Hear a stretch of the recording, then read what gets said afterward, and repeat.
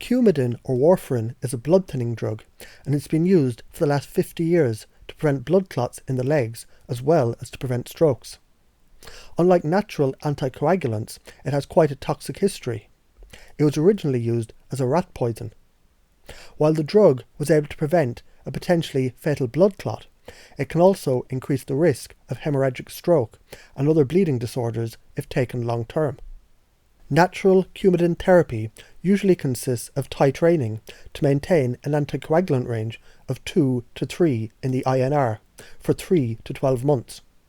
When the therapy is terminated, it's not uncommon to find the blood clots return. Researcher Paul Ridker did a study on the low-dose long-term use of Coumadin. The study involved 508 patients with a history of blood clots who were given a low dose of Coumadin, and they were followed for a median of 6 months, with the endpoint of maintaining the anticoagulation range of 1.5 to 0.25 INR. The patients in the study were divided into 2 groups. One group received the low-dose Coumadin, and the other group received a placebo. The progress was monitored every 2 months, and the data was reviewed once a year. After 4 years, the researchers ended the study earlier than intended, when the data showed a low dose of Coumadin was able to significantly reduce the venous blood clots without causing major bleeding episodes.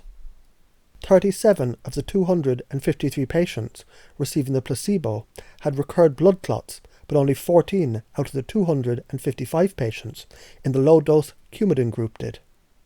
Furthermore, women receiving the drug showed an 80% reduction in the recurrence of venous blood clots, while men receiving the Coumadin showed a 53% reduction.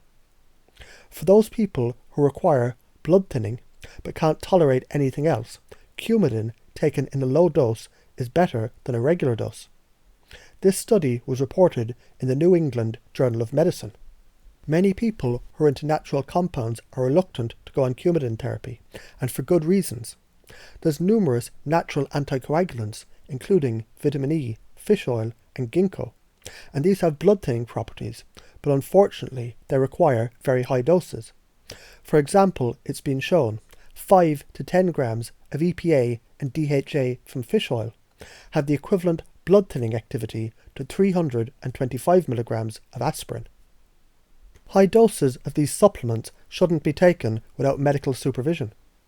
Likewise, the use of vitamin E supplements as natural anticoagulants also require a high dose in the neighbourhood of 2,000 to 3,000 international units. Other natural compounds that can help with circulation but not necessarily cause blood thinning include natto, a compound extracted from fermented soybeans. The natto contains an enzyme called nattokinase, and this has the ability to dissolve thrombus and to prevent clot formation. You can check out my videos on natural clot treatment and stroke prevention and treatment for more related information. Certain supplements, like vitamin K for example, can adversely affect your health when taken while on blood-thinning medicine like Coumadin. To book a consultation or to learn about herbs, supplements and natural treatments, check out my website.